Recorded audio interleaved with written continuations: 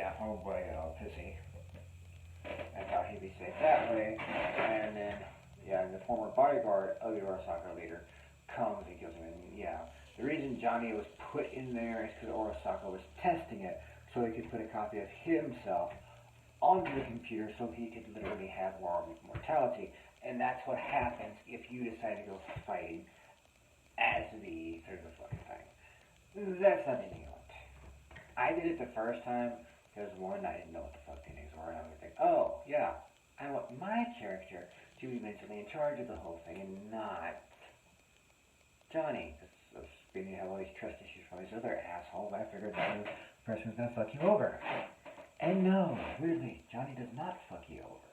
He's kind of one of the few who don't. There's Victor, Jackie, Jackie's girlfriend. I don't know, the person you're dating doesn't fuck you over, but see, your crew's okay.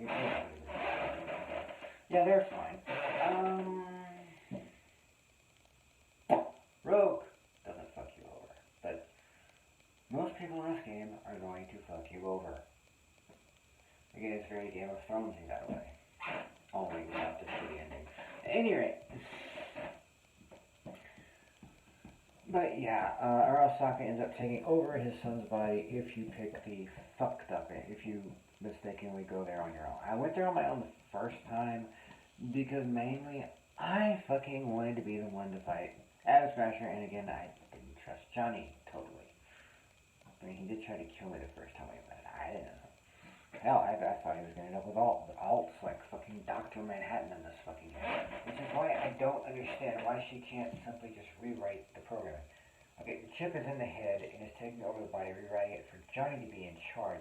But why she couldn't circumvent it? Maybe that was too long, or it took too much time. That's the only thing I can think of, is that it would take too much time to put in the dominant personality of V there and just pull out the enneagram to be there so Johnny can be safe with her and all that shit.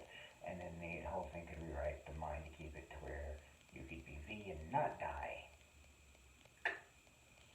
But I guess that would take too long. I don't fucking know. Because or it would be the body already been changed by the program, but there's enough nanites to completely rewrite the body to accept it being Johnny in there.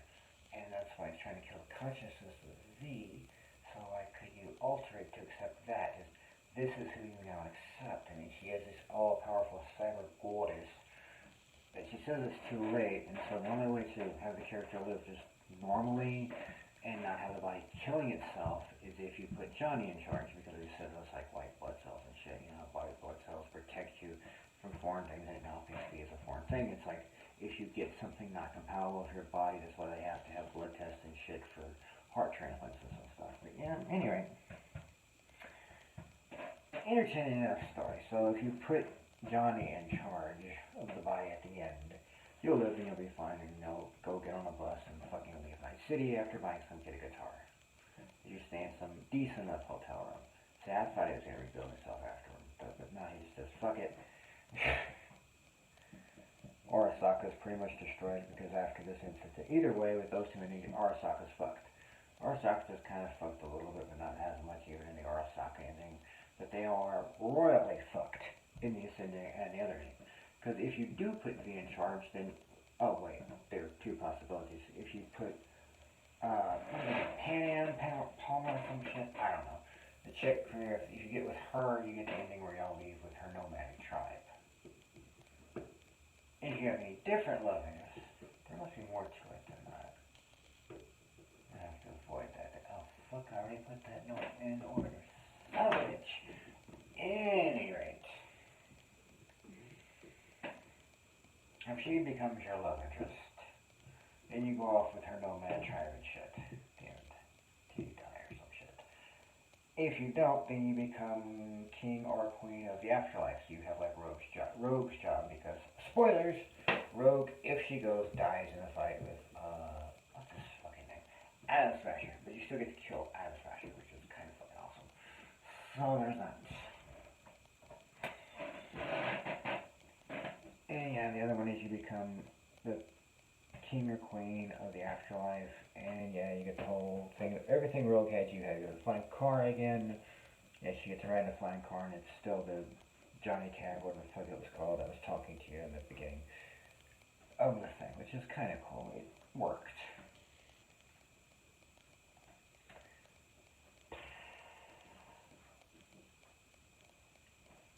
And then, yeah, then it takes you to a place you can have this one last mission. If you destroy this casino that is apparently the last of the big base of Arasaka, because in a sense the Arasaka's plan failed.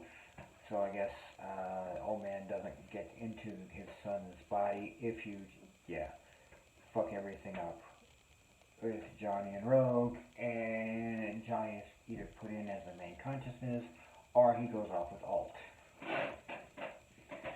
But it's not like some emotional thing, because again, Alt is basically fucking Dr. Manhattan. Her emotional stuff is just gone. It's not like V'ger, where it's still kind of there. I mean, Alt is just basically,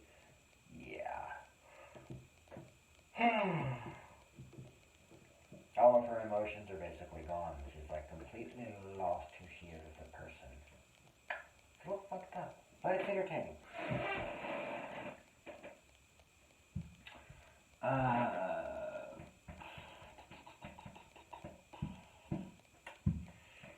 Yeah, those are the ones I know of. Oh, there's the ending where V just kills themselves, and that's the end of the game. To stop this from happening, because you have this part where you go upstairs and you have the 2 pills, you talk to Jackie's girlfriend. I can't remember her fucking name, sorry. Then he comes up to get the offer.